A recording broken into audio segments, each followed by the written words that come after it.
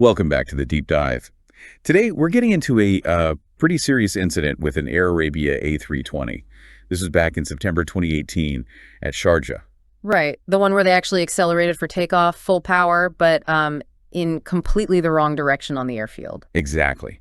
And our goal here isn't about pointing fingers, but really understanding how something like this could happen systemically, especially since, well, key evidence vanished later. It's a fascinating case study. So let's set the scene. You've got the flight crew, a senior captain, very experienced, and a first officer who was basically in the final stages of her pilot training. Right. Multi-pilot license training. Nearly done. And they were heading to Salah. Now, here's a crucial detail. For the past few days, they'd been using runway 12, but on this day, the plan changed.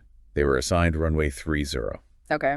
And they decided on an intersection takeoff. Yeah, from taxiway Bravo 14, probably to save a bit of fuel or time. But this meant their available runway distance was cut down to just 1,000 meters, precisely. Wow. Okay, so that's already tightening the margins. And there were other factors compounding things, right? Definitely. The first officer, she was the one flying, the pilot flying, and she was practicing something specific for her training. A rolling takeoff. A rolling takeoff, exactly, which means you don't stop on the runway to line up. You sort of roll straight into the takeoff run, demands quick, precise alignment. And on top of that, they were doing a single-engine taxi. So engine 2 wasn't started until they were already moving, adding tasks to the cockpit setup right before this, quite demanding short field rolling takeoff. So a real pressure cooker building up, especially for the first officer. You can see how the workload just piled on. And that leads us right to the critical error.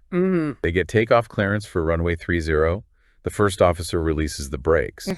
But instead of making that left turn onto 30, she turns right. Instinctively, maybe? Yeah. Following the pattern from the previous days using 12. Muscle memory kicking in under pressure. Could be. So now they're accelerating, but effectively towards the side of the airfield, with only that 1,000 meters of pavement ahead. And the captain? He was apparently head down for a moment. Final checks, maybe? Didn't immediately spot the wrong turn, the spatial disorientation. Okay, so crew attention is momentarily diverted. This is where you'd hope technology steps in, right? The safety nets. You would. But this particular A320, it didn't have two key systems. No runway awareness and advisory system RAAS, which gives audible alerts. Right, runway too short or on taxiway, that sort of thing. And it also lacked the internal Airbus takeoff surveillance system. But there was a warning, a standard one they missed. What was that? As they pushed the thrust levers up, the little runway box symbol on the primary flight display, the PFD, it was blank. Okay.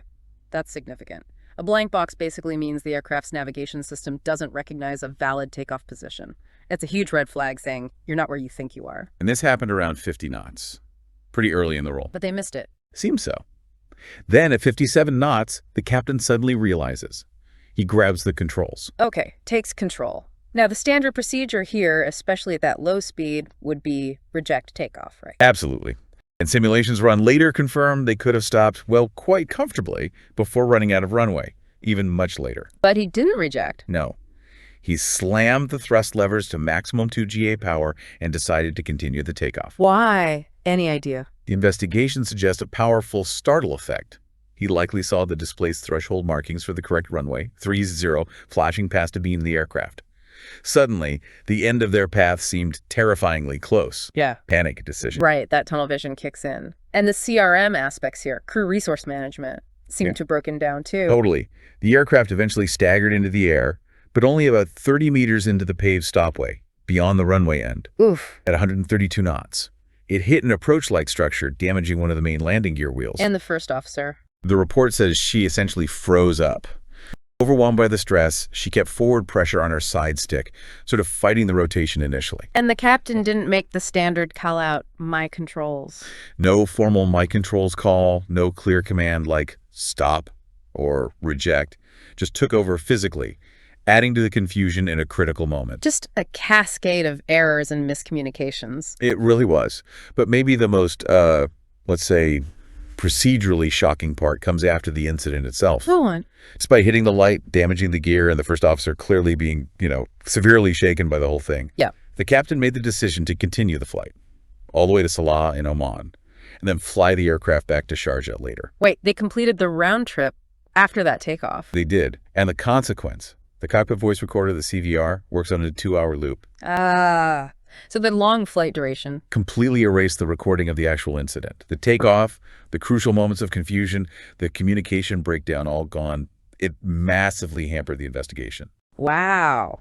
That's a huge issue. It really highlights a gap, doesn't it? Like, what's the guidance when something like this happens? Exactly. There needs to be clearer policy on handling degraded crew performance, not just total incapacitation, but when someone is clearly unfit or overly stressed. And it underscores the value of those systems like RAAS, doesn't it? As that final, maybe non-negotiable safety net when human factors fail. For sure. And it also shows how seemingly small things like that single-engine taxi during a training flight can add just enough pressure to help tip things over the edge. Good intentions, but it increased the risk. Yeah, the Swiss cheese holes lining up. Precisely. So the final thought we want to leave you with is about that secondary decision the captain made. The decision to continue the flight. Yeah. Think about the pressures involved. When does the perceived operational risk of diverting, grounding an aircraft, dealing with the immediate fallout, when does that seem greater than just pressing on? Even if pressing on means, well, effectively destroying the most critical evidence needed to learn from the mistake and prevent it happening again. That's a heavy calculation to make in the moment. A real dilemma. It is something to really mull over. What's the acceptable risk when the evidence itself is on the line?